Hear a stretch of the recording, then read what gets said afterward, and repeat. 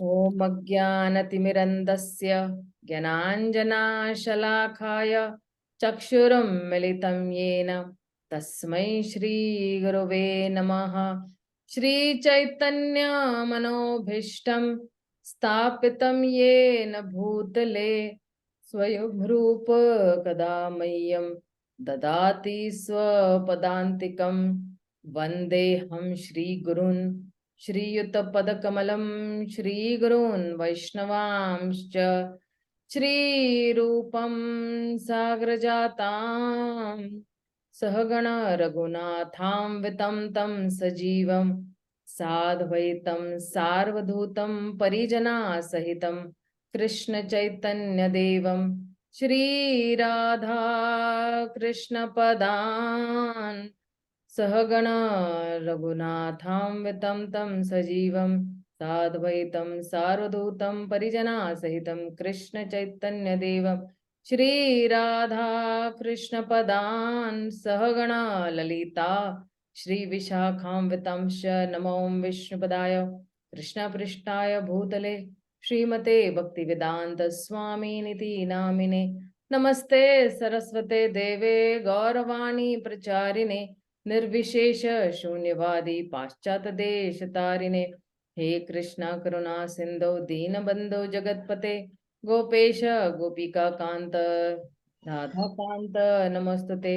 तप्त कांचन गौरांगी राधे वृंदावनेश्वरी वृषभानुसुते देवी प्रणमामि हरिप्रिये। वाञ्छाकल्पतरुभ्यश्च कृपा सिन्धून एव च पतितानं पावनेभ्यो वैष्णवेभ्यो नमो नमः। श्री कृष्ण चैतन्य प्रभु नित्यानंद श्री अद्वैत गदाधर श्रीवासादि गौर भक्त वृंद हरे Krishna Krishna Krishna Hare Hare Hare Ram Ram Ram Hare Hare. So, dear devotees, welcome for this wonderful session of the Bhagavad Gita. So I would like to show you something that His Grace Radhesham Prabhu always gives. So I'll start with an auspicious, slide from His Grace Radhesham Prabhu's end. Generally, what he gives in his Gita classes and what he gives in his Bhakti Shastri class, he has shared with all of the devotees very mercifully. So then over here he says that स एवां मायाते अद्य योग प्रोक्त पुरांतना भक्ति भक्तो अस्मि मे सखा चेति रहस्यम hi etadad uttam. So Krishna in the Bhagavad Gita says that that very ancient science of the relationship with the Supreme is today told by me to you because you are my devotee as well as my friend and can therefore understand the transcendental mystery of this science. So who can understand the Bhagavad Gita? He's saying that anybody who is a devotee of the Supreme Lord, anybody who has faith in the Supreme Lord, anybody who believes that Krishna, at least theoretically, he believes that yes, Krishna is the Supreme. He might not be able to prove it, but at least he has faith that yes, Lord Krishna is the Supreme. In that way. Okay, I think I should share it this way. Okay, yeah. Then the Supreme Lord in Prabhupada in his introduction is telling Lord Shri Krishna is the Supreme Personality of Godhead. So according to the statements of the Bhagavad Gita or the statements of Arjuna, the person who is trying to understand the Bhagavad Gita, we should at least theoretically accept Shri Krishna as the personality of Godhead. And with that submissive spirit, we can understand the Bhagavad Gita. So what is required, the main ingredient over here is submissive spirit. Then we can understand the Bhagavad Gita. Then lesson 1, at least theoretically accept Shri Krishna as the Supreme Personality of Godhead. So when, even in mathematics, in algebra, you have, okay, assume the value of x as so and value of y so and so, and that is why we prove that the value of x is equal to the Supreme Personality of Godhead. That way we can prove it, right? So Brahma also in the Brahma Samhita says that Ishvara Parama Krishna Sachidananda Vigra Anadar Adar Govinda Sarva Karana Karanam. So Brahma is accepting that Krishna is the Supreme Personality of Godhead, that Ishvara Param Krishna. He is Ishvara and he is Param. And who is that Param? That Param is Krishna. Then what are his characteristics? He is Sat, Chit and Ananda Vigraha. And then who is he? From where has he come? No, he is another Adar Govinda. He is the Adi. He is the very first personality. And then who is he? He is the cause of all causes. Sarva Karana Karanam. He is the cause of all the causes. He is my cause. He is your cause. He is the cause of my father. He is the cause of my grandfather. He is the cause of my great grandfather also. And that whole hierarchy goes up to Lord Krishna.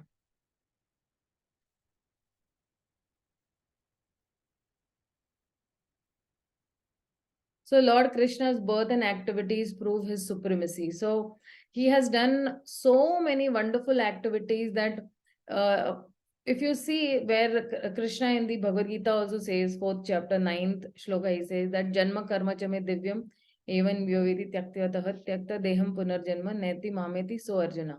Anybody who will understand my birth and my activities, okay, he will never have to take birth in on this earth planet again. So he's freed from the cycle of birth and death. So when we try to understand that what are the how the Supreme Lord took birth, he did not take birth like the normal human beings we take birth, but he actually took birth out of his own free will. No, we are forced to enter into the mother's womb. But the Supreme Lord, out of his own sweet will, he will choose his own parents. And then the mother does not have to go, that mother does not have to go through many labor pains.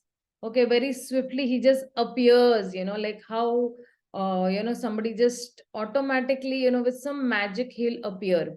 So when Krishna was born, firstly, he entered into the into the mind of Vasudev, and from Vasudev's mind he entered into Devaki's heart, and from Devaki's heart he entered into the womb of Devaki. And Devaki was not experiencing at all some any labor pains. And then when the real time came for the birth of Sri Krishna, then he just appeared. Okay, and his activities, all his activities are very, very, supernatural activities. Nobody has done these activities. Can somebody lift up the Govardhan on the, last finger of his hand? Not possible at all. Over here, I cannot even lift up this very small mouse also on my, this little finger. And just imagine this little child is just 7 years old, and he's just a little, cute child. He's holding the, Govardhan hill, which is actually expanded for 22 miles, and he's holding it on his, little finger. So his activities are very, very mysterious. And such a small boy, can he actually just subdue Kalia? Is it possible that a small child is fighting in midst of the river with a very, five hooded snake, and who's very poisonous? Was it possible where all the living entity, where whoever drank the river, water of the Yamuna, okay, whoever drank the water of the Yamuna, all those animals or creatures, they were started to faint and die also. But here is the Supreme Personality of Godhead. He entered the Yamuna. He had a good fight with. He actually subdued Kalia's envy. He removed all that poison of envy from that Kalia. And then he's dancing on the hoods of the Kalia. He's dancing on the hoods of his own enemy. Of course, for Krishna, nobody is an enemy. But Kalia used to think that Krishna is my enemy. And that's how. So these are such, these are such mesmerizing activities that nobody can understand. But only devotees who have firm faith in the Supreme Lord and who know that He is the Supreme, only they can understand His activities. Nobody else can understand His activities. And there are many activities what Krishna has done. We can never understand that what was in Krishna's mind that he did this. For example, what was in Krishna's mind when he ran away from the war with Jarasandh? Then what was Krishna's, what was in Krishna's mind when he actually slashed Shishupal's, head? So there are many such activities which we see, over a period of time in the Bhagavatam. So yeah, this is the what this is the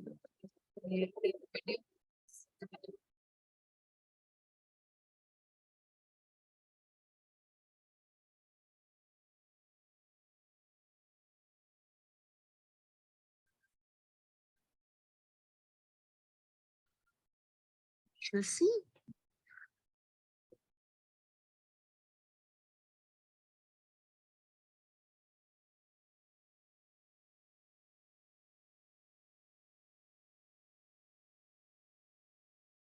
So Krishna is showing, entire universe in his mouth to his mother. Then Lord as Parthasarthi. So we also have Parthasarthi Prabhu in our class. Parthasarthi Prabhu. Then see Krishna's greatness. So you have Krishna's friendship with with his devotees. You have Krishna's greatness. Then his opulence prove his supremacy. So nobody has. Krishna has 6 opulences: wealth, beauty, strength, knowledge, fame, and nobody else, excels in his opulence other than Krishna. Full beauty, full wealth, all this is going to dwindle away one day with time. As the body, as you leave the body, everything will go away. But with Krishna, it's not the same. So Bhagavan means, Bhaga means opulence, and Van means one who's possessing those opulences. So that's why Bhagavan means the possessor of opulence. I'll share this slide with you all, but it's only a read-only slide. So who is Bhagavan? Full beauty, full strength, full fame, full knowledge, full wealth, and full renunciation. This is what Prabhupada has given in his Bhagavad Gita. Okay, so we are actually taking from the Bhagavad Gita only all this. Nothing has been taken outside the Bhagavad Gita. One who possesses 6 opulences in full. So when you say wealth, Lakpati, Arabpati, Karapati, then Krishna alone is only Lakshmipati. It's all the 3 worlds, both spiritual and mundane. Everything rests in me, Arjun, just as you see pearls hang upon a thread.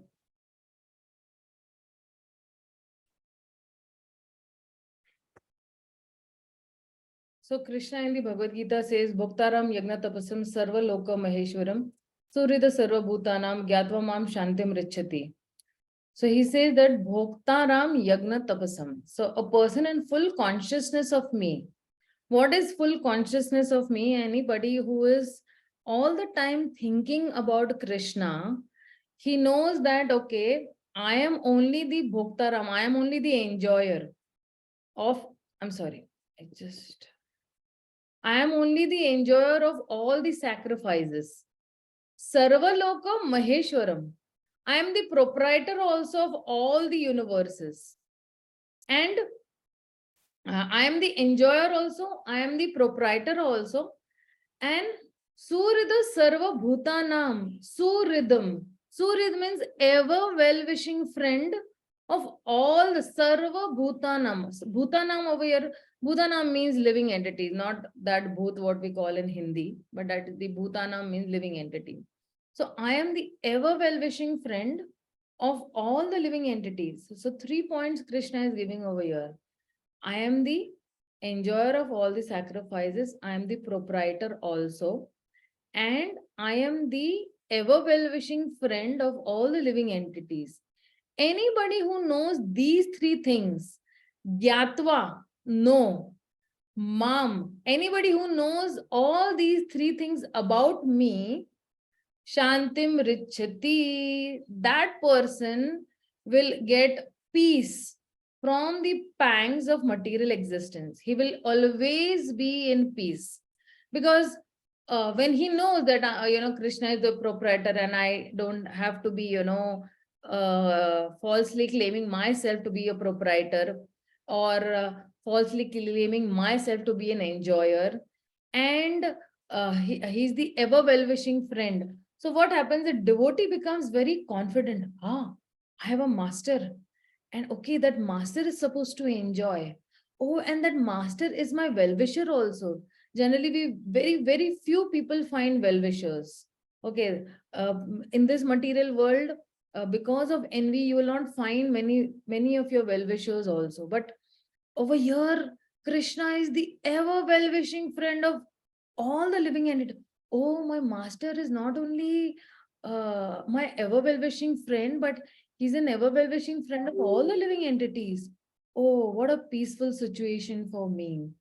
So this is how Krishna is, giving the world peace formula in the Bhagavad Gita itself. This is the world peace formula uh, shloka. So, Ekam Sena Sthito Jagat. With a single fragment of myself, I pervade and support his entire universe. Krishna is supporting the entire universe. I'll be sharing with you all some more matter also on Krishna's expansions that actually I shared just half an hour ago with my Bhagavatam reading sessions, but I'll share with you all also. Lord Krishna's supremacy is accepted by all acharyas. Okay, so all the prominent acharyas, they are accepting Krishna's supremacy. Now let's see what Vyasadev says. Vyasadev wrote the Bhagavatam in his maturity. He did not write it just like that, because uh, prior to writing the Srimad Bhagavatam, he had written many Puranas, he had written many Upanishads, Vedas, everything, and the commentaries also on the Vedanta Sutra. And now, he's writing the Bhagavatam with so much of maturity. He's writing the Bhagavatam after experiencing all that writing in the Bhagavatam, the first canto, third chapter, 28th shloka. This is a very famous shloka. Ete chamsa kalapumsa Krishnastu Bhagwan Swayam. He also came to a conclusion that Krishna is only Bhagwan. And all the great sages also are confirming them that ahastvam rahasya sarve devarishir naradas tatha asito devalo swayam cheva bhraveshi me. So this is in the Bhagavad Gita itself, Arjuna is actually telling all the sages such as Narad, Asit, Deval, Vyas, they all confirm that you are the supreme personality of Godhead. Even the great acharyas like Madhavacharya has also said that Krishna is the supreme. Ramanujacharya is also saying. So we come from the Madhva Sampradaya, and Ramanujacharya is the Acharya for Sri Sampradaya. And Chaitanya Mahaprabhu, the Gaudiya Madhav Sampradaya, he also says, because he is Krishna himself who came 500 years ago, and haven't confirmed that Krishna is the supreme person.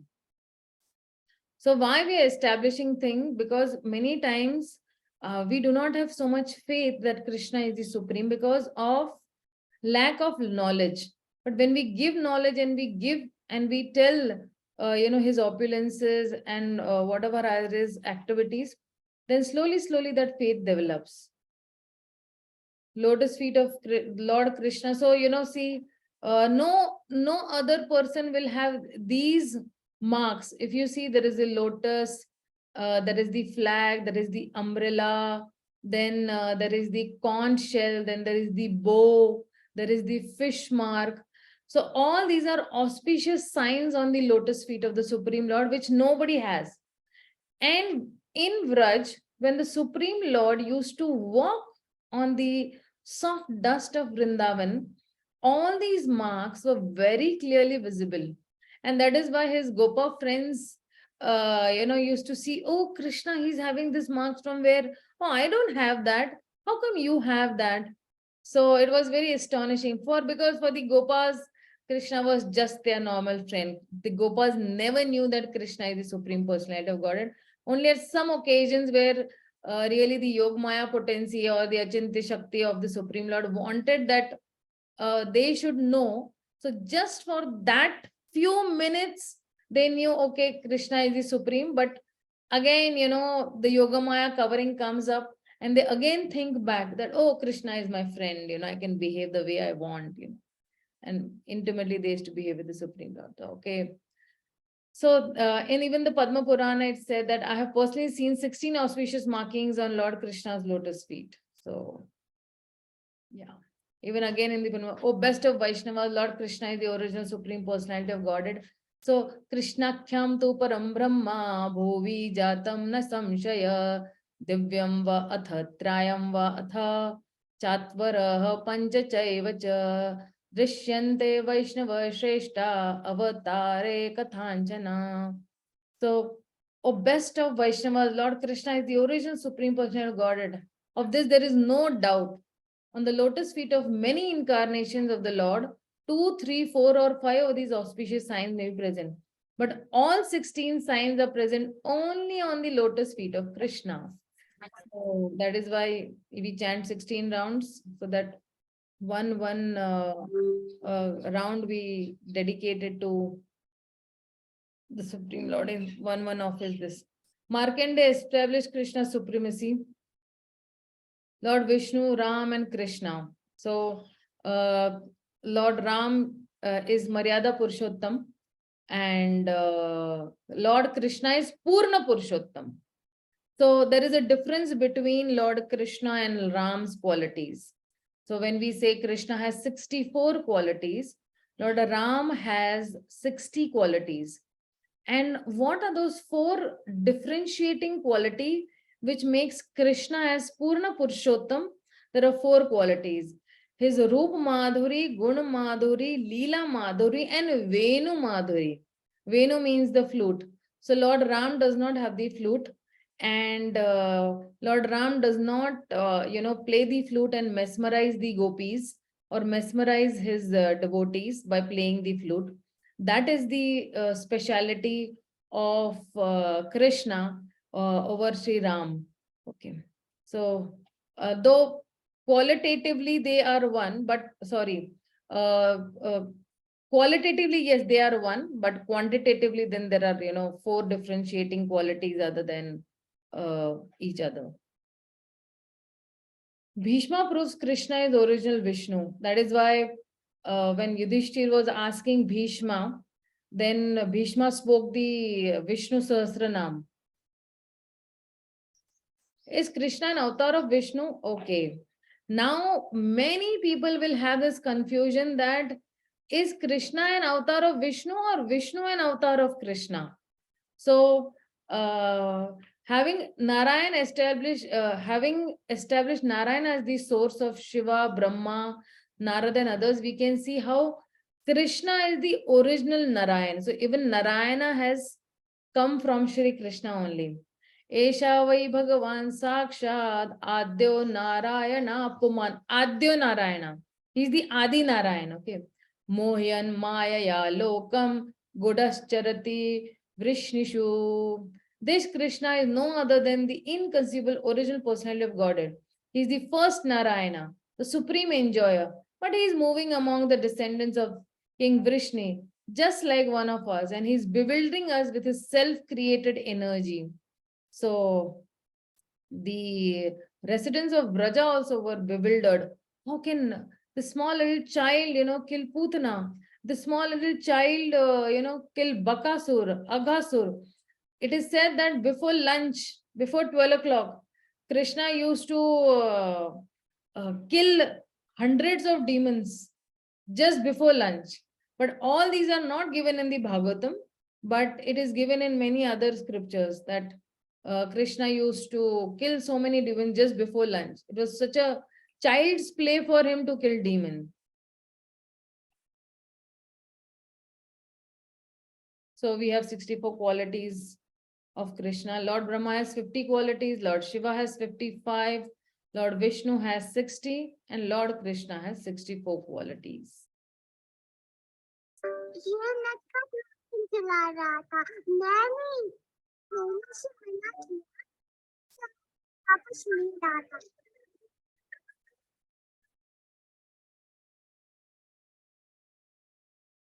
So all is wonderful, sweet pastimes.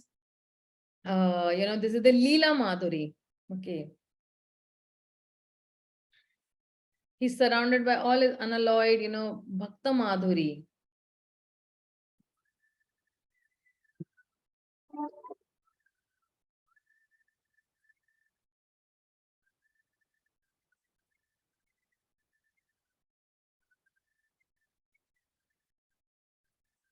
So see,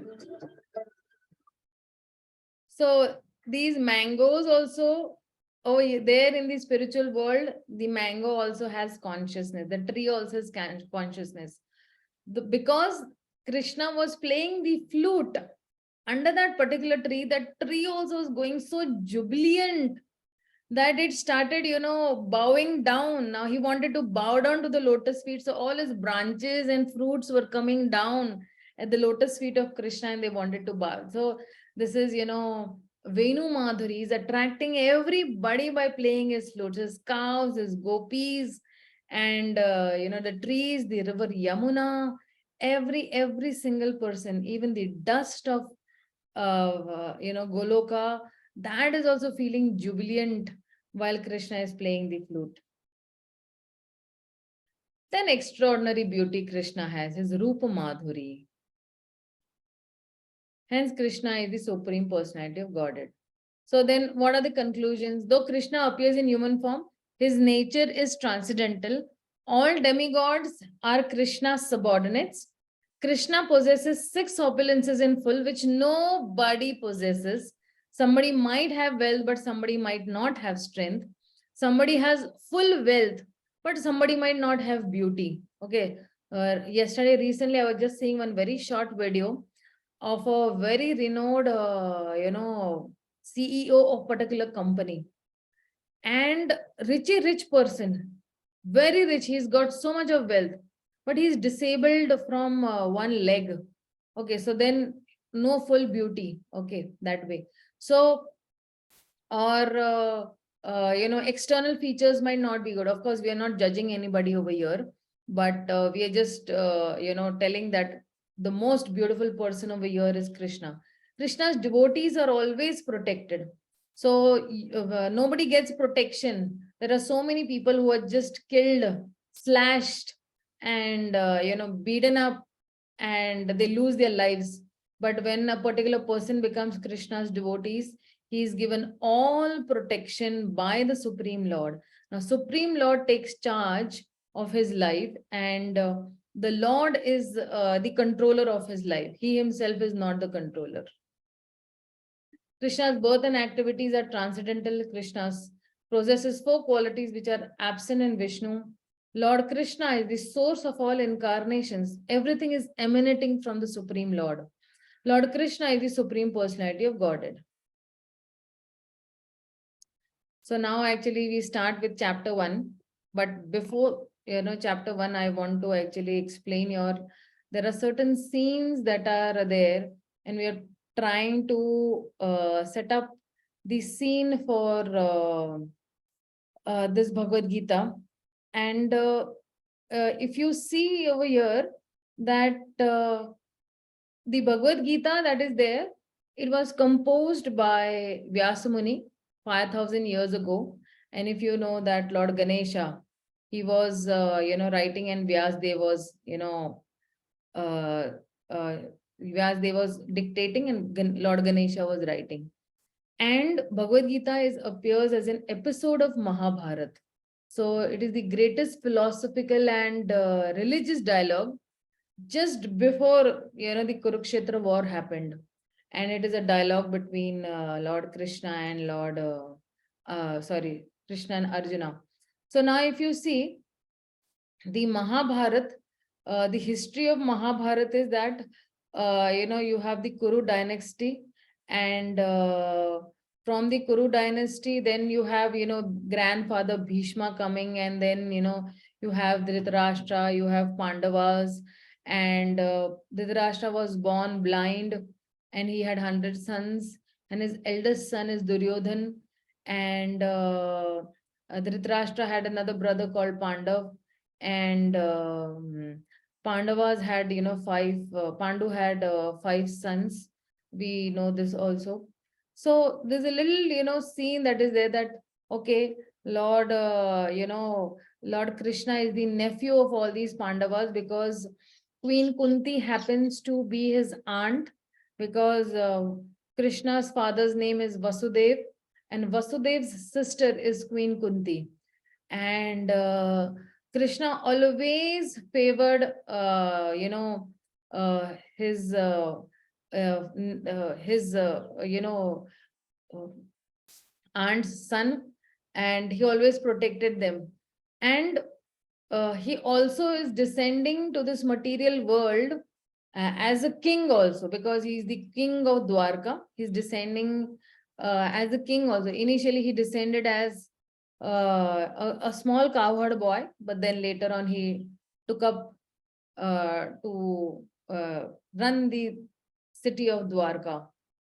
So there are many actually instances where we'll see that Srimad Bhagavatam, sorry, I'm sorry, I'm in the mood of Bhagavatam only. Srimad Bhagavad Gita, this is there, that there were, many previously people had written many commentaries on the Bhagavad Gita.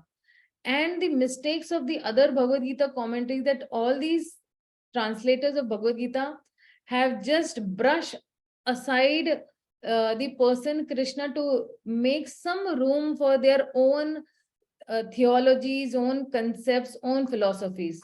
So this history of Mahabharata is considered as mythology, and Krishna just becomes some very poetic device for just presenting ideas of some anonymous genius, or at the best he becomes like a minor historical person who was just come and he's just given the Bhagavad Gita and just spoke some words of motivation to Arjuna, and uh, he has given some motivation to Arjuna to fight the war. So primarily the Bhagavad Gita's message, Lord Krishna is the goal and substance of Bhagavad Gita, where Krishna himself is only saying that I am only the goal and substance. So what Prabhupada is giving in his translations and commentaries, it is actually there is a purpose to direct these readers to Krishna rather than taking them away from Krishna. So Bhagavad Gita becomes wholly very consistent, and it becomes very comprehensible to the readers. Now, since Krishna is the speaker of the Bhagavad Gita, and its ultimate goal of this Bhagavad Gita is, that to bring these jiva towards the Supreme Lord. And these translations have been presented by Prabhupada in a very easy manner, very simple manner, very easy manner, so that we can easily understand uh, how the Bhagavad Gita is acting, how from the Bhagavad Gita I can get some lessons. So there's a little, we are trying to set the scene. But if we see the preface also, that in the preface also Srila Prabhupada writes that, Prabhupada writes how he has framed this Bhagavad Gita. So there is an original text then of the Bhagavad Gita. So for example, you say Yada Yada Hi Dharmasya Glanar Bhavati Bharata. Then you have the English verse. It is so difficult for some people to read English, especially for the Westerners. They have never ever read or written ka, kha, ga, the swarnas and varnamalas. So for them, then that verse is written in English. Then there is a word-to-word translation also for that particular Sanskrit. The synonyms are given. And then there is a translation of that particular verse in English. It is based on, the disciplic succession. It's based on the parampara, where all the previous acharyas have given commentaries. And then there is a purport given. Okay, there's a commentary given in English based on this, disciplic succession, where Shri Vishwanath Chakravarti Thakur, Shri Baldev Vidyabhushan, Shri Sridhar Swami Maharaj, and there are so many other acharyas where Prabhupada has taken the essence. He's read every verse from that, and then he has given the essence to us in the form of the Bhagavad Gita. So if you see what is, Prabhupada always says that, what is my personal credit? The credit goes to my spiritual master. So he's saying that this all whatever I have written, I'm not taking the personal credit, because my spiritual master has given me the order to present this particular message without any adulteration. What do we mean by without any adulteration? Without any adulteration means no personal motive in that, no deviating from the words of Sri Krishna. So if Krishna has said 1 plus 1 is 2, which means as it is being present that 1 plus 1 is 2 only.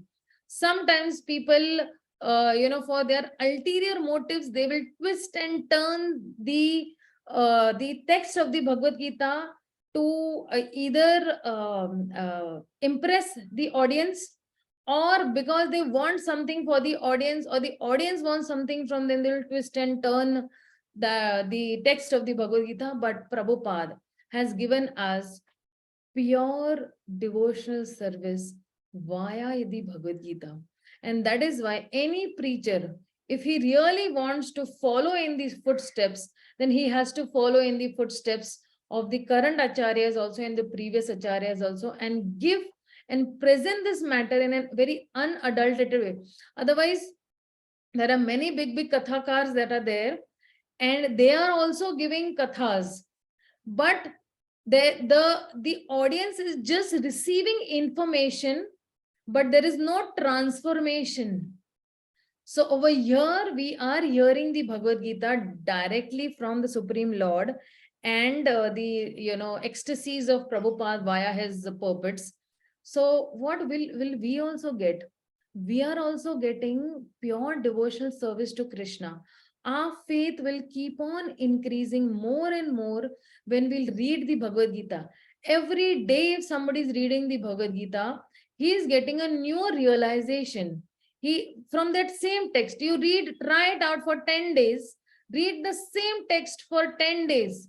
And every time you read that text, you will have a newer realization. And this is even I have tried and tested. Something new I will get from that particular text that I have read. Some newer meaning you will get, and that newer meaning will help you to go more closer to Krishna also. So the original father of this Krishna conscious movement is Lord Krishna himself, and this particular message is coming down in disciplic succession. And if you see, that is why the teachings of this Bhagavad Gita, every person is taking, all these management gurus, motivational speakers, whoever want to give motivation, the stress management people, positive thinker people, they all are taking points and content from the Bhagavad Gita itself. And many of them have taken content from Prabhupada's Bhagavad Gita itself. So when we say that this Bhagavad Gita, that is the Bhagavad Gita is like, if you say Bhagavad Gita, then this Bhagavad Gita is coming from parampara. So from the Supreme Lord, it is coming down to disciplic succession. It is coming down to Srila Prabhupada, and then Srila Prabhupada gave it to us. So then many people say that yes, Krishna, many people say that the Krishna and his within are different. But Krishna and his inner spirit, both are not different. Krishna is absolute. That is, he is not different than his name, form, qualities, or pastimes. So currently, when we are hearing the Bhagavad Gita, or when we are reading the Bhagavad Gita, we are trying to understand Bhagavad Gita, we are trying to associate with Krishna personally. Krishna is sitting next to you currently in his unmanifest form, and you are personally associating with Krishna. So this absolute position of Krishna is very difficult to understand if somebody is not a devotee in the disciplic succession, or he is not a devotee in parampara. So that is why this, all these Mayavad bhashyas, all these scholars, politicians, philosophers, and all that commentary on the Bhagavad Gita, Bhagavatam, that is, without any perfect knowledge of Krishna. They just try to banish or kill Krishna.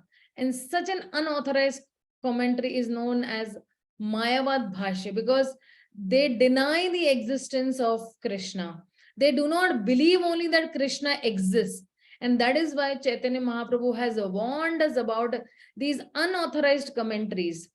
So even Srila Vyasadeva, presented the Vedanta philosophy for the deliverance of the conditioned soul. But if one is hearing the commentary of Shankaracharya, then everything is spoiled. So why is it that? Because certainly, bewildered on the path of spiritual guidance, and people will not be able to understand, and they will not be able to go back home, back to Godhead. And that is why Mayavadi Bhashya Sunile Hoy Sarvanash. It is exactly like, milk touched by a serpent. Everything, your whole consciousness will become a poisonous consciousness when we are hearing Srimad Bhagavatam. So Prabhupada in his preface, he's writing that what is the purpose of this Bhagavad Gita? So Prabhupada is saying that so he's saying that the purpose is stated in the Bhagavad Gita, where we have to accept it as it is. Otherwise, there is no point in understanding the Gita and the speaker of the Gita, who is Krishna. And we should not even interpret Gita without any reference to the will of Krishna. That is the greatest offense that we'll be doing, and it is defeating the whole purpose. So never interpret the Bhagavad Gita. See, why I'm saying this is because tomorrow y'all are also going to become teachers of the Bhagavad Gita. Y'all also will be somewhere teaching the Bhagavad Gita. Y'all are still very young at this moment. And you will also, you are the ones who are going to carry this movement further. So if on right onset, if it is said, then it becomes very easy that yes, I don't have to do any malnutrition. I don't have to twist and turn. I don't have to interpret. I don't have to even concoct. Whatever is said, exactly, I have to say the same thing. So in order to save oneself also, one must understand Krishna as directly. It is understood by what Arjuna understood. And Arjuna is the first disciple of, the Bhagavad Gita.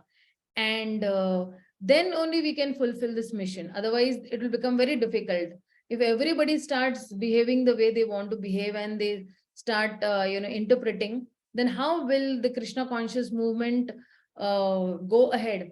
This Krishna conscious movement is such an essential this for the human movement, for the human society, because it is defeating all the mundane speculators, and to make them understand Krishna's position and their factual position as an eternal servant of the Supreme Lord.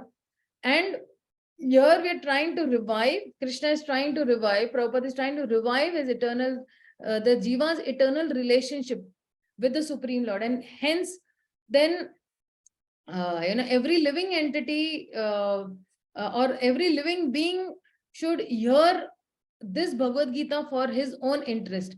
And if you see in Kali Yuga, people are not so much, interested, with advancement, because Kali Yuga people, they think advancement of material comforts, sense gratification will make them happy.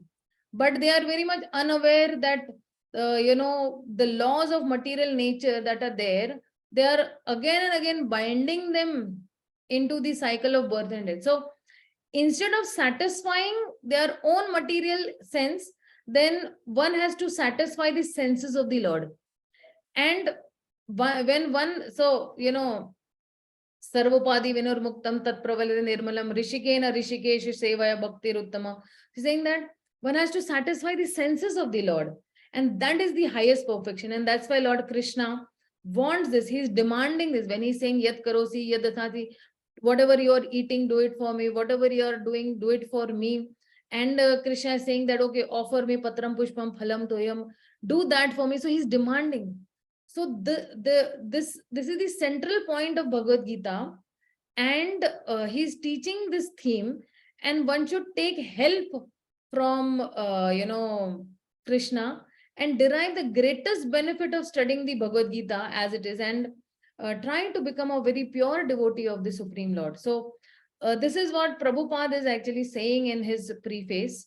And in the introduction, Prabhupada has given many points and many vital applying points.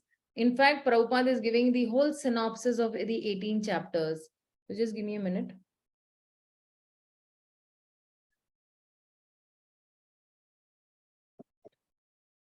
So if you see with the introduction that Prabhupada has given page by page, he's actually paying obeisances. Now, whenever a particular author writes a book, he's invoking auspiciousness.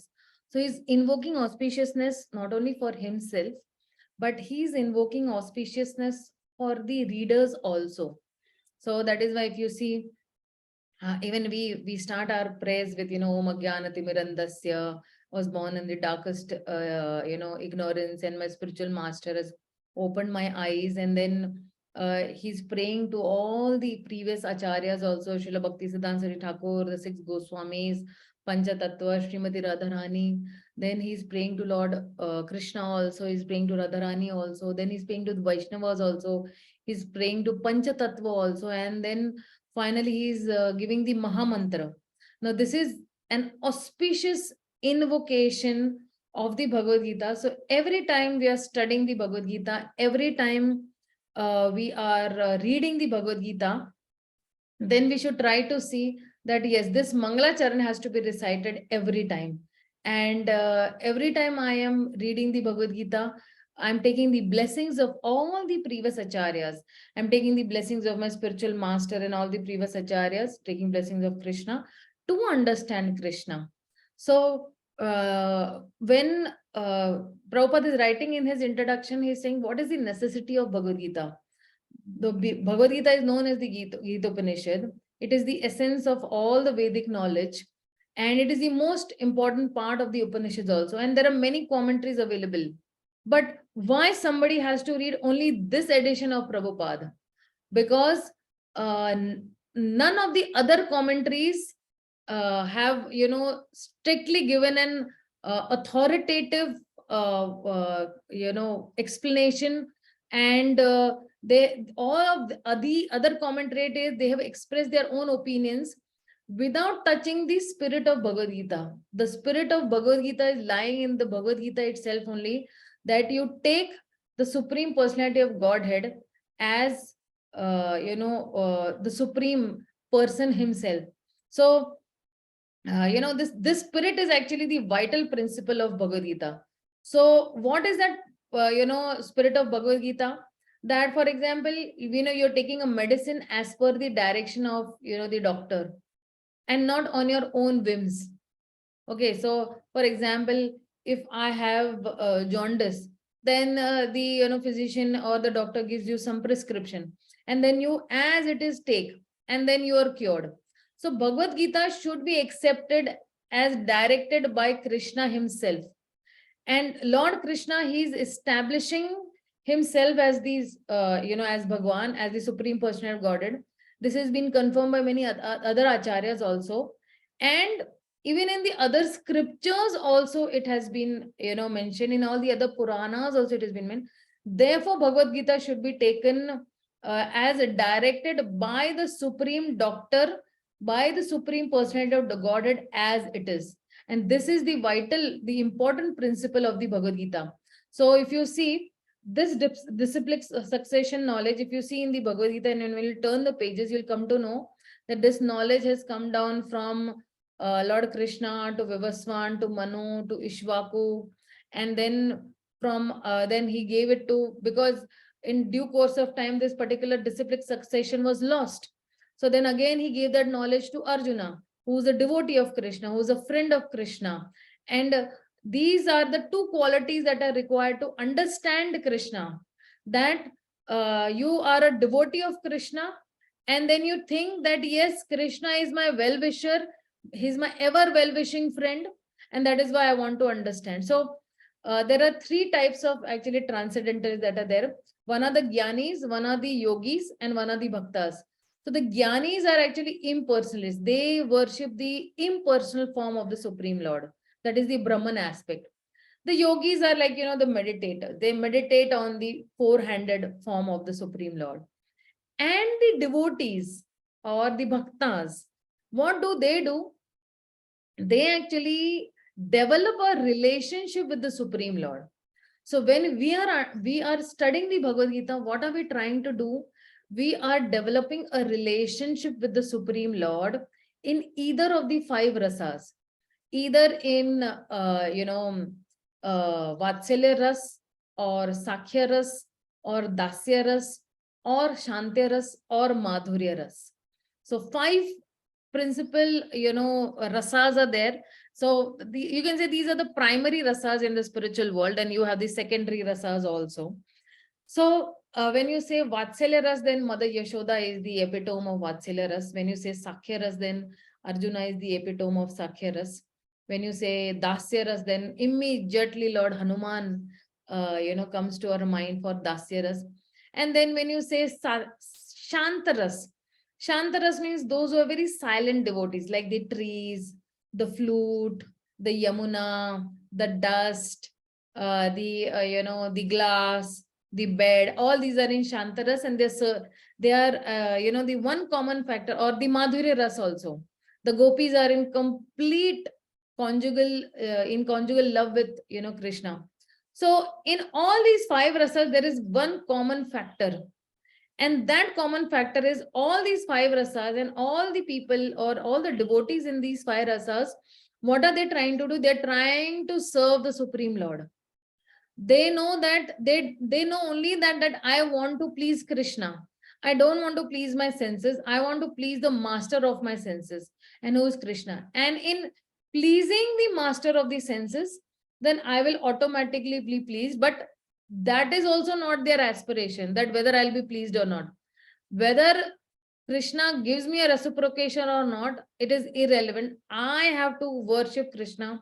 I have to please Krishna. That is their, original mood or their relationship with the Lord. So when you say that, people get Swarupa Siddhi means perfection of one's constitutional position in the spiritual world. So everyone has a very particular relationship with Krishna, which is called the Swarupa. Okay, and at the present age, we have forgotten the Lord and our eternal relationship with the Supreme Lord. So that relation can be revived only by devotional process or devotional service to the Supreme Lord. And when it is revived, then that is called a Swarupa Siddhi, that yes, I am the servant of Krishna, I am the friend of Krishna, and Krishna is my friend, Krishna is mine, and I am Krishna's. So all these wonderful bhavas and all these wonderful relationship between the devotee and the Lord happens in these five. So now let us understand that how did Arjuna accept Bhagavad Gita? So Arjuna accepted Bhagavad Gita, and many places Arjuna is saying that Krishna, yes, you are Param Brahma. The Brahma means truth. You are Param Dham, you are the ultimate abode. Krishna, you are Ajam, you are unborn. Krishna, you are Adi Devam. Krishna, you are Divyam. Krishna, you are Shashwatam, you are eternal. Krishna, you are Param Bhavan, you are the absolute truth. So many places Krishna, Arjuna is accepting, this is how he is accepted, that yes, Krishna, you are only the Supreme Personality of Godhead. Nobody can understand you. Neither the demigods can understand you, neither the demons can understand your personality. So this is how Arjuna has accepted in a very humble and submissive mode. So Prabhupada in his introduction is writing, how should one understand the Bhagavad Gita? So give me a minute. So now Prabhupada is saying that the Bhagavad Gita should be taken in the spirit of devotion. So one should not think that I am equal to Krishna, and one should not even think that Krishna is some very ordinary personality or even a great personality, but he should always understand in his mind that Krishna is the Supreme Personality of Godhead. And one should read the Bhagavad Gita in a very submissive spirit. Otherwise, it will be very difficult to understand Bhagavad Gita. And Prabhupada says in the introduction that Bhagavad Gita will remain a mystery only for that particular person.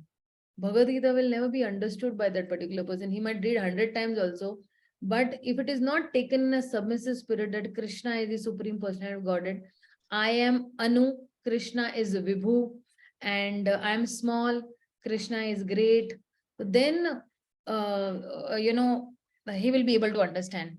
And the purpose of Bhagavad Gita is to deliver the human beings from the knee science of material existence. And every man, if you see, is full of difficulty, anxiety in this material world. And every human being is put into a very temporary situation, that is the asat. Sat means eternity, and asat means temporary situation. But we are eternal, then why should we be actually in a temporary situation? Then come out from the temporary situation and become a sat. So out of so many suffering, some inquiries are why this suffering, and people want solutions. So in the Brahma Sutra, this inquiry is called Athato Brahma Jigyasa. So now for very serious students, the Bhagavad Gita has been spoken. Those who want to really inquire that who is, this Brahman and who is Bhagavan, and who has a genuine inquiry, then for them, such people, the Bhagavad Gita is actually spoken. So now somebody might ask, okay, why did the Lord appear? So Paritrana sadhana vinashaya dushkrita. So he's saying in Prabhupada is saying in the introduction to re-establish the real purpose of life, and out of many human beings, some awakens of them who are actually enter into the spirit of understanding his own position, and for them actually the Bhagavad Gita was spoken. So Lord is very merciful upon the living entities, because the living entities are into knee science, and to bring them out of that knee science, then Krishna spoke the Bhagavad Gita to Arjuna. And then what is Arjuna's position then? Arjuna's position is that he's a very close associate of Krishna, and because he's above ignorance at that point of time, when the Bhagavad Gita was spoken, the Lord put him into ignorance to deliver this particular message of the Bhagavad Gita. So Bhagavad Gita has 5 main topics. Okay, you can say the 5 main basic truths that are there. Truth means what? You cannot, you cannot deny the truth. For example, if I say 2 plus 2 is 5, right? So you won't deny this fact or this truth that yes, 2 plus 2 is, 4 only. I'm sorry. 2 plus 2 is 4. You won't deny this fact that 2 plus 2 is 4, right? Nobody will say that 2 plus 2 is 5, right? So there are 5 basic truths in the Bhagavad Gita. So, and what are those 5 basic truths? Ishwar, Jeev, Prakriti, Kal, and Karma. So Ishwar is God, the supreme controller. Jiva is the living entity who are controlled and who are conditioned. Then Prakriti, the material nature. Then you have Kal, that is the time. And then you have Karma, the activity. Now, out of these 5 basic truths, Ishwar, Jeev, Prakriti, and Kal, they are eternal. But karma is not eternal. Karma can be changed. I have very bad karmas, I can change. So when you say Ishvara, who is the controller, so Krishna is the supreme controller. He is the Paramatma, he is the supreme consciousness, and he's the greatest of all. And the living entities are also as same as the Lord in quality, but not in quantity. And the material nature, Kal, they all are working under the direction of the Lord. So like this cosmic nature or this cosmic, world, it is working under the direction of the Supreme Lord. Then you have the Jiva, that is, the Jiva who is controlled and who is conditioned also. So the living entity or the Jivas, he's the part and parcel. Like, for example, Prabhupada gives this example that a drop in the ocean or the drop from the ocean is a part and parcel of the ocean, or a particle of gold in the gold mine is the part and parcel, or the hand is the part and parcel of the body, or the eyes is the part and parcel of the body, that way. So the jivas are same in quality and minute in quantity. So jivas are, they can say that they are subordinate ishwaras, and the tendency to control, but are always being controlled. So they have the tendency to control, but they are always being controlled by somebody. So they cannot control anybody that way. And jivas, although they are part and parcel of Krishna or the Lord, they are considered as again Prakriti only. And Prakriti means what? Prakriti means enjoyment. The Sanskrit word, when you say Prakriti, means enjoyment. And whom are they being enjoyed by? They've been enjoyed by the Ishvara. So you have a superior energy, and that particular superior energy, they have a consciousness. You'll see in the Bhagavad Gita, 7th chapter, 5th shloka, you'll see in that. So now you have Ishvara, Jiva, and then you have Prakriti. Now, how is Prakriti acting? Prakriti is the material nature. So this Prakriti is an inferior Prakriti, inferior nature. Why? Because it does not have consciousness. So when you say the elements of Prakriti, then you have earth, water, fire, air, ether. This is Prakriti, right? But this Prakriti does not have consciousness. Or the stone does not have consciousness, the water does not have consciousness, or the air does not have consciousness. And uh, though it is eternal, but it will manifest for some time and it will unmanifest. So like example, you can say that during the rainy season you will see the clouds, but other than that you will hardly see many clouds, like that way. And Krishna is the original Purusha, and because Prakriti is the female, it is controlled by the Lord. The Purusha will control the female or the Stri. So Krishna is the original Purusha. Purusha means enjoyer, and Prakriti means enjoyed. So Purusha will enjoy the Prakriti. Like the wife is being controlled by the husband. Nowadays, wives are not controlled by the husband at all. They want to do whatever they want to do. So, but previously, wives were always controlled and they were always submissive under the husband's control.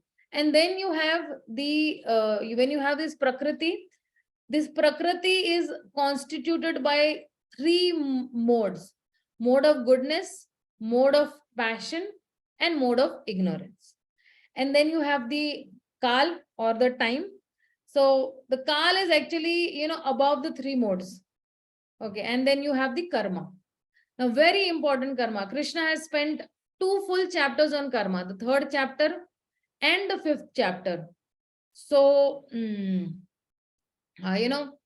this Kala is like a combination of the modes and under the control and control of the eternal time it is. And all these activities that are there happening under the control of this Kal, that is actually karma. So these activities are carried out from time immemorial, and we are suffering or we are enjoying the fruits of our activities. So like for example, you have a businessman, then either he has profit or he has loss. So if he has profit, he is happy. If he has loss, then he suffers that way. So similarly, even with us, for certain activities, we become happy and we get happiness. But for certain activities that we have done in the past, then we become sad and we become distressed. So karma is not eternal. And, the karma changes and the karma can be changed depending on the perfection of knowledge a particular person has gained. So whatever activities a particular person is doing, then that will decide his next birth or his faith, that way. So when we say in the 13th chapter,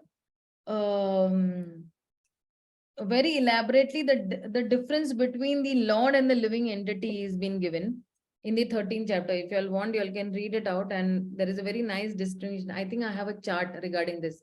I'll post it on the WhatsApp group. Please remind me. But so over there, the Lord is called Kshetragnya, or he is the knower of the field, and the living entity is called the Kshetragnya, knower of his own field. But then over here, the Lord is conscious of all the bodies, and he's not materially contaminated. But the living entity knows only about his own body, and the living entity is materially contaminated. And the Lord is residing in every living entity's heart as the Paramatma. But the living entity resides only in his own, body, whatever he has got according to his karmas. And then the Lord is the controller of all the bodies, and the living entity is being controlled, or you can say that he is conditioned in his own body, and he's forced to act according to the modes of material nature. The Lord is not affected by any karmas, and we are affected by our own karmas, and we get entangled also into our own karmas. The Lord never transmigrates. We transmigrate from one body to another. So these are some of the differentiation between the Lord and the living entity. So somebody might ask that what is this consciousness?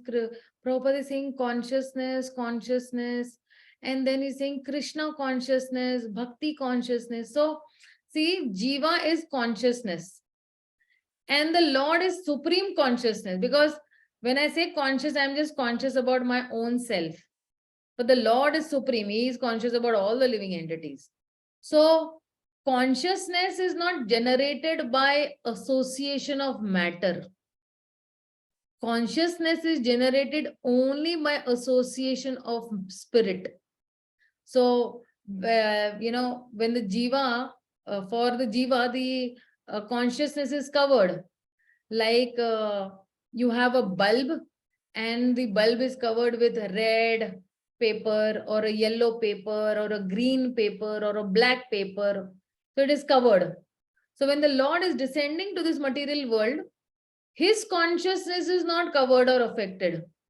Like when I am coming over here, my consciousness is affected either by that red color of that paper, Rajogun, or black paper, Tamogun, or then, the yellow paper, the Satogun. So I am affected, but the Lord is not affected. And Bhagavad Gita is teaching us then how can I purify this consciousness? And any activity in the purified consciousness is called actually bhakti. So when I am cooking for the Lord, then I have a pure consciousness that I'm purely cooking for Krishna only. Then I will cater to every detail of whatever I'm cooking. For example, I am cooking kheer for the Supreme Lord.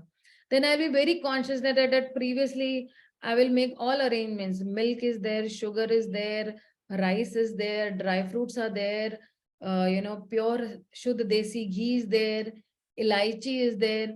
All these ingredients are there.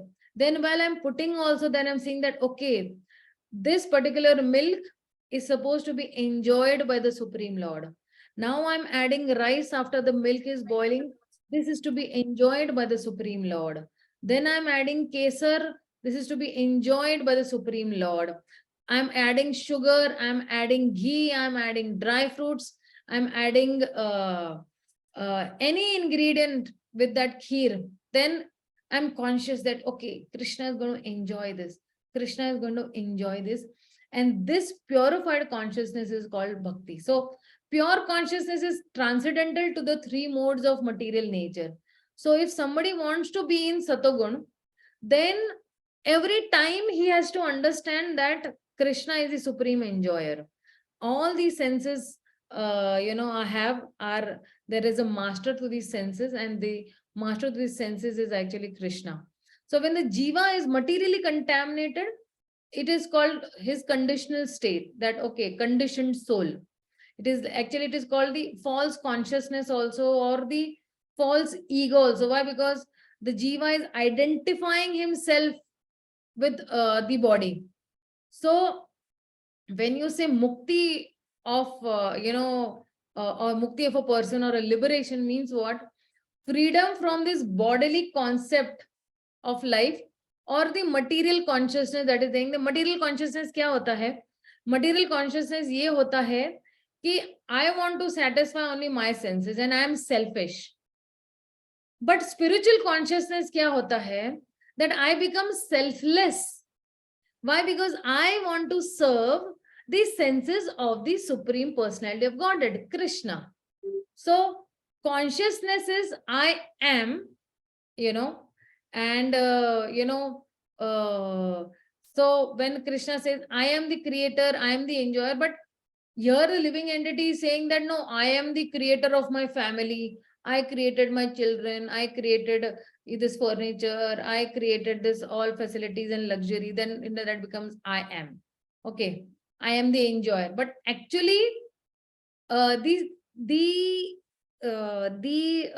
living entity has to be the cooperator, not the enjoyer. So when you cooperate with Krishna, then you will be happy.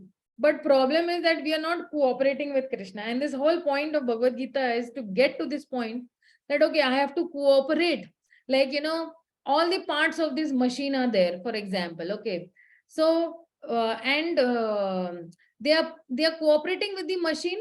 So all the parts of the body, they are cooperating with the body.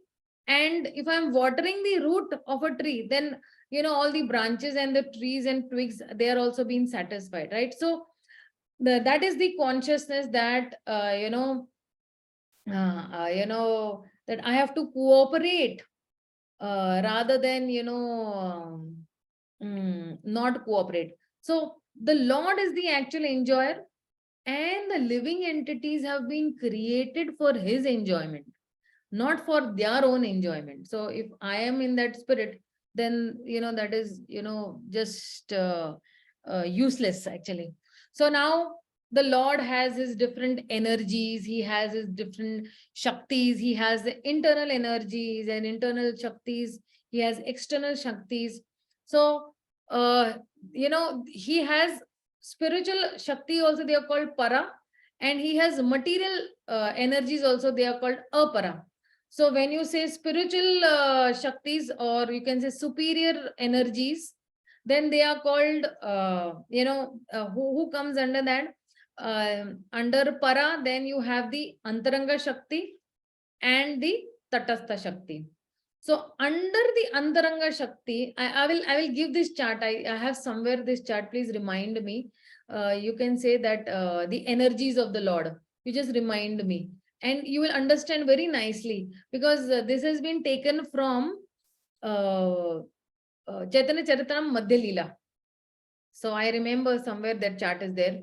So when you say Antaranga Shakti, then you have the internal energy of the Lord, and the internal energy of the Lord is Sat, Chit, and Ananda.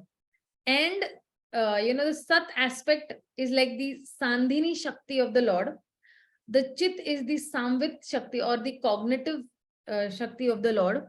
And then there is the bliss potency, or the pleasure potency of the Lord, which is called the Halladini Shakti.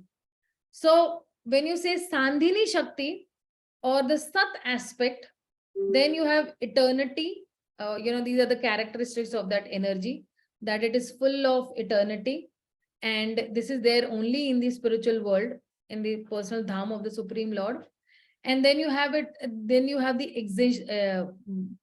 existential potency of the Supreme Lord. Then when you have the Samvit Shakti of the Lord, or the Chit Shakti of the Lord, Then you have the knowledge and Shakti that, you know about yourself also. And you know that Krishna is the Supreme Personality of Godhead. So Krishna not only knows about himself, but he knows about everybody also. And the living also entity can know about Krishna. That is the knowledge about Krishna. Okay. And then you have the Haladini Shakti, which is the bliss or the pleasure potency of the Lord, which is giving Ananda, Sat, Chit, and Ananda. So in that Ananda, we know we have Srimati Radharani is the, Haladini Shakti. And, she's giving, pleasure to the Supreme Lord. And, she's giving transcendental bliss to the Supreme Lord. So you have these three, Antaranga Shakti. And then you have the Tatastha Shakti of the Lord, or the marginal. Tat means, the borderline. So Jivas are on the Tat, and here is the internal energy and here is the external energy. So now Jiva has a choice. Either you go towards the Antaranga Shakti or you go towards the Bahiranga Shakti, that is the external energy. External energy means what? Material world. Internal energy what means what? Spiritual world. So you have the Apara Shakti, and under the Apara Shakti, then you have the Bahiranga Shakti, that is the material world. So when you say pure love of God, then you get only via the Antaranga Shakti. And when you say, love mixed with many desires and all, then that is, the material world, that is the adulterated love of God. You have some selfish desire that way. So then now from, the different energies of the Supreme Lord, and, then the Lord has his different manifestations also. That the complete whole, that is, we studied in the Ishopanishad that he's Sachit Ananda, and what all are his energies, they are also complete, because he's the supreme controller. He's the controller of the living entities also. His cosmic manifestation that is there, that also has complete elements. It has all 24 elements. Then all his different energies like time, karma, all these are also complete. And then through the Supreme Lord, then you get some different realizations also. That, okay, you have the Paramatma realization, you have the Brahman realization, and all sort of that incompleteness people are experiencing due to our, incomplete knowledge of the complete. So when you have that knowledge, and Bhagavad Gita is giving that knowledge, then you will understand who the complete is. And that is why if you see there are 24 elements, I won't discuss all those 24 elements because we'll be discussing that in the 13th chapter in much great details, and we'll be studying that. And even the 3 divisions of knowledge, how you can gain the 3 divisions of knowledge, that also we will be, because Prabhupada has written all this in the introduction, so we won't discuss too much. The 4 sampradayas also, I just recently discussed about the 4 sampradayas also. And the Vedanta Sutra that we have, the Vedanta Sutra, there are 2 types of people. There are fallible and infallible. Fallible are those living entities in this world who are, struggling with mind and senses. And infallible people are those who are not fall. F-A-L-L, fall means, fallible means those who have fallen down in this material world. And infallible means what? Those are in the spiritual world and there is no chance of their falling down, because they are the residents of the spiritual world, and their desires are one with the desires of the Supreme Lord. So that way. So, these are the conclusions of the Vedanta Sutra, what Krishna is also giving. And then, we have seen in the Ishopanishad also the first introduction and all those places where we have the difference between the 4 defects that the human beings have, other than the Lord. The Lord does not have any defects. So we have 4 defects. We have imperfect senses. We have a tendency to commit mistakes. We are illusioned. And the 4th one is cheating propensity. cheating tendency. We have cheating tendency. So Bhagavad Gita is the essence of all these Vedic scriptures, and we should understand or we should accept it without any interpretation. And the Vedic knowledge that is there, Vedic knowledge is not a matter of research. It is coming down from parampara, and you have to accept it as it is. It is coming down from Lord Krishna to Brahma to Vyasdev to Narad to Shukdev Goswami, and you have to just accept it as it is.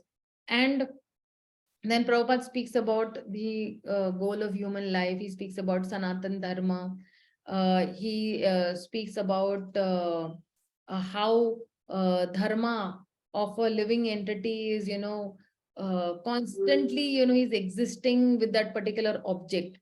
So when you say dharma of, fire is heat and light.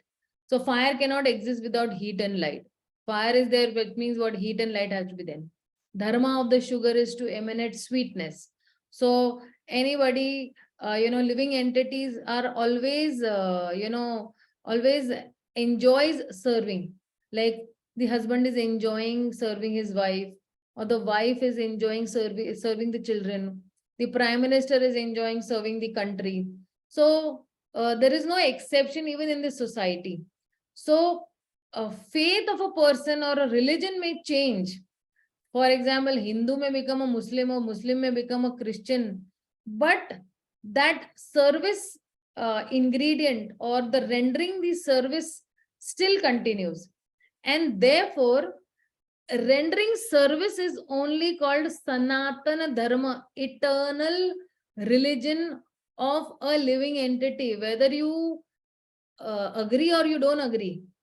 But the fact will remain the same, that service to the Supreme Lord is the eternal dharma of the living entity. So, because we are related to the Supreme Lord in service, so the Supreme Lord is the supreme enjoyer, and we are the living entities, we are his servants.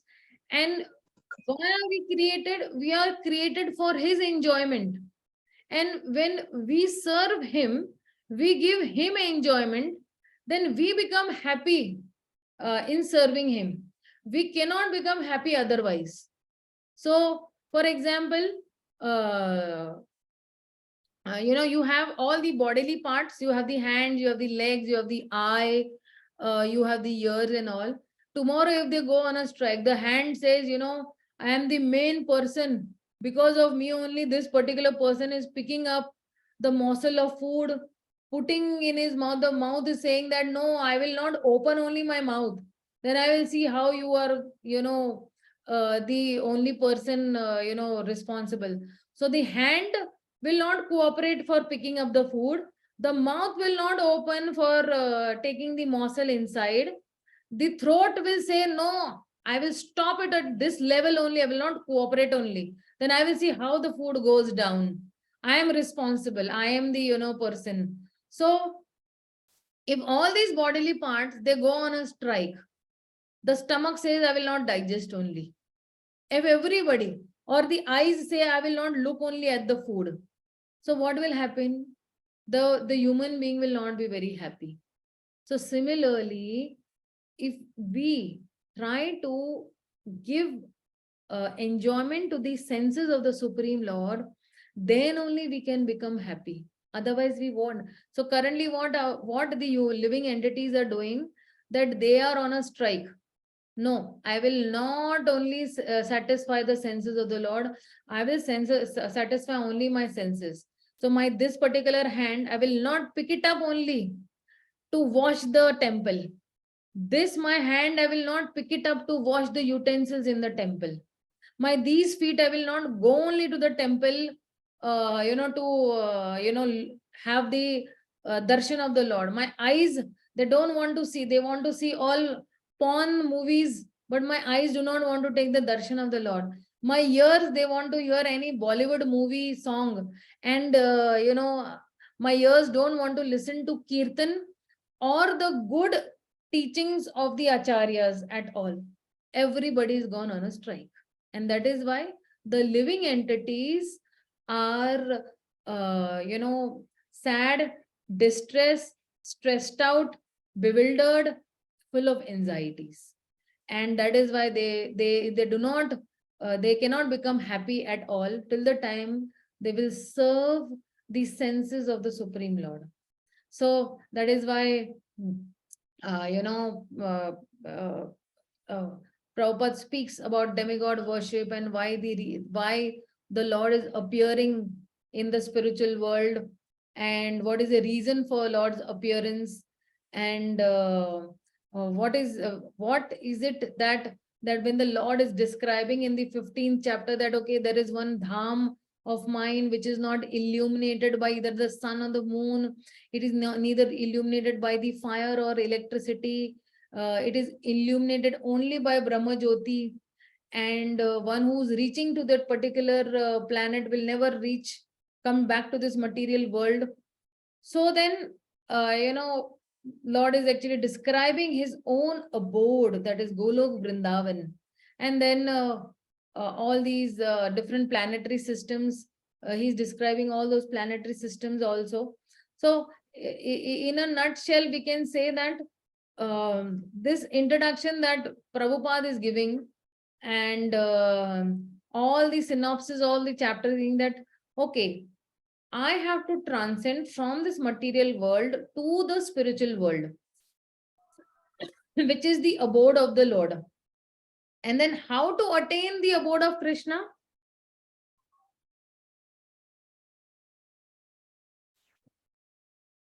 Then, this spiritual kingdom, which is, eternal, which is, which is my final destination. How can it be attained by one? It can be attained only by, when I am nirmamoha nirankara. Nirmamoha means free from any designations, right? Sarvopadi vinurmuktam tat pravalana nirmanam rishikena rishike. So when all designations means all the bodily concept of life, when I give up that I am the prime minister, I am the president, I am the CEO of a company, I'm the project manager, I am the owner of a particular company, I am sir, I am lord, I am president, I am prime minister, I am the king. All these bodily designations, when you give up, or the bodily concept of life, then you become free from the designation, because these designations are due to some bodily attachments, and maybe because of want of recognition or because of lust, greed, anger, all these are propensities to lord it over the material nature. So actually we are not this body, we are eternal servant of Krishna. So as long as the living entities will be bewildered by the attractions of this false material enjoyments, then the living entities will not get entry into the spiritual kingdom. So then how to attain that spiritual kingdom? Then Krishna says in the Bhagavad Gita, in the 8th chapter, 5th sloka, he says, Antakale cha mam evam smaranam muktva kalevaram yat prayati sa mad bhavam yati nasti atra samshaya. No doubt, at the end of anybody's life, whoever will quit his body remembering me, he will attain to my nature. Then there is no atra sanchay, no doubt about this. So remembering me means what? It is a practice of lifetime. It is not that okay, I start at the end of my end of my life, when I'm very old, weak, 80-year-old woman, and where all my skin has skin has all many wrinkles, hair has gone white, eyes have gone weak, throat is choked up, I cannot speak, ears have gone dumb, I have a hearing problem also, hand also keeps on shivering with Parkinson. Okay, and that time I will chant the holy names of the Lord, or I will remember Krishna. Is it possible? Not possible at all. So that is why in the present body only, what we have to do is we have to act according to the directions of the Supreme Lord, act according to the directions of the spiritual master, and that's how we can actually get out of this material world or quit this material body by remembering the Supreme Lord. And Krishna in the very next sloka also says, Yam Yam Vapidam, whatever state of mind he is, that state he will attend to me. And then, when Krishna is saying the destination of a devotee, then he is giving destination for others also. Okay, there are different transcendentalists, those who are those who are Brahmavadis, those who are materialists, those who are Paramatmavadis, those who are devotees. How will they attain that particular state? So that also is been, given by that also solution is been given by Krishna. And what is the purpose of Vedic literatures? How to study the Vedic literatures? And what is Krishna advising Arjuna? What are the divisions of the society? Under those divisions, how will we work with body, mind, and intelligence? Especially, Krishna speaks so much about the mind in the 6th chapter of the Bhagavad Gita, that how to control the mind, because the mind is only the main villain. Mind is only, the main, what do you say, बागी, उसको बागी को क्या बोलते? Culprit? Rebel. Mind is the culprit, or the rejecter of so many things, like, so then how to control the mind, Krishna is actually telling in the Bhagavad Gita, and very wonderfully saying then how to even achieve total absorption. We'll be saying all these things. See, there are all these things are related. All these books are 4 books. Why Prabhupada has actually, given these 4 books? These 4 books will bring a person to a perfect standard of perfection, or it will get you to that point to engage all the senses in Krishna's service, where the mind now will have no way or no chance to rebel against the existence of the Supreme Lord or the service of the Supreme Lord. Bagi yana actually rebel. So we have become so rebellious. Right now also the mind is not telling chant or read or do some service, because the mind is rebellious. And how to control this rebellious mind, that has also been given in the Bhagavad Gita. So many such points have been given in the introduction, and how to, cultivate this devotional service, means how to cultivate devotional service with a submissive attitude, approaching the spiritual master, focusing their mind on spiritual master or the Supreme Personality of Godhead. What are the means of realization? And this bhakti path is open to all. It is not restricted also. So whatever principles we are adopting in the Bhagavad Gita, person can adopt those all principles. See, these are principles that Krishna has given, and these principles, if we adopt into our lives, then we'll become happy. So benefit of studying the Bhagavad Gita will be that when Prabhupada in his intro is saying that Gita Shastram idam punyam yah pathet prayata pumana, saying if one properly follows the instructions of Bhagavad Gita, one can be freed from all the miseries and anxieties of life. And bhaya shokadi varjitah. Varjita means freed. One will be freed from all the fears in this life, and one's next life will be a spiritual life. Next life means what? Next life means in the spiritual world, Golok Vrindavan. So even in the Padma Purana, Lord Shiva is glorifying Bhagavad Gita. He's saying that, what is he saying? I forget the shloka. I know the gist, I know the essence. Let me tell the essence. So if somebody is reading the Bhagavad Gita very sincerely and with all seriousness, then by the grace of the Lord, the reactions of all his past misdeeds will not act upon him. So all the past misdeeds also will be burnt right from seed level. So never Shanti hi papani and Purva Janma Kritani cha. Saying all his pap, they will be, completely burnt from seed level itself. Like, and then Krishna says, Sarva Dharma Parityajya Mam Ekam Sharanam. So give up all religions and just surrender unto me. I will deliver you from all sinful reactions. So if somebody wants to get rid of all the sinful reactions, then surrender to Krishna. And um, uh, another where he's saying that Gita is what Gita is like,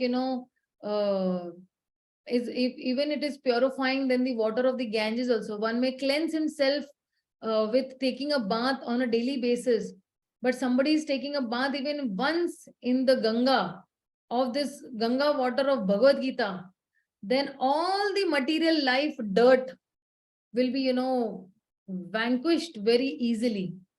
And there are many actually shlokas which Prabhupada is giving for this importance of benefits of studying Gita, that he's saying that why only, so many, people, so many scriptures. Then he's saying that ekam shastram devaki putram Gitam, eko deva devaki putra evacha. Then he's saying eko mantras tasya namani yani, and karmapi ekam tasya devasya seva. He's saying that people so much eager to read one scripture, one religion, one occupation. So there is only one shastra, one scripture, the Bhagavad Gita. Then only one God, Krishna. One mantra, the Hare Krishna Maha Mantra. And then there'll be only one karma. Karma pi ekam. Only one karma, that is to serve the Supreme Personality of Godhead. So very nice these shlokas are for preaching also. And then if you see, you have the next chapter that is there, giving the whole disciplic succession down to Srila Prabhupada.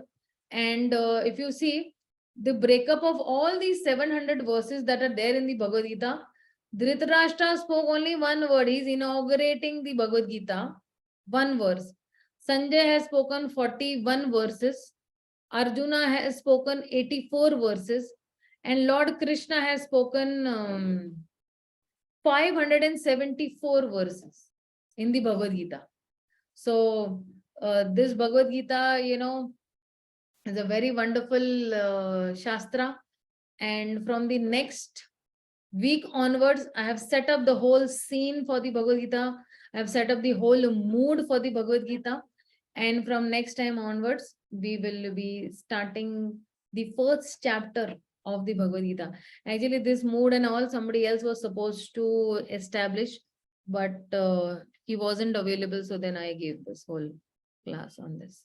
Anybody else has any questions, queries, doubts? You are free to ask me.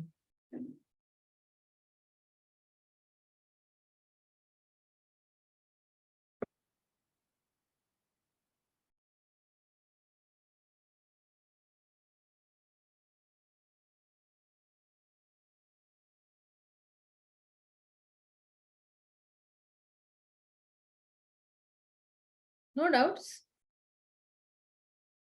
No questions? Okay. Mother, you explained so well. Thank you, Hare Krishna. Okay, fine. So if there are no questions, no queries, then we'll meet the next weekend, Saturday, and we'll continue from the first chapter itself.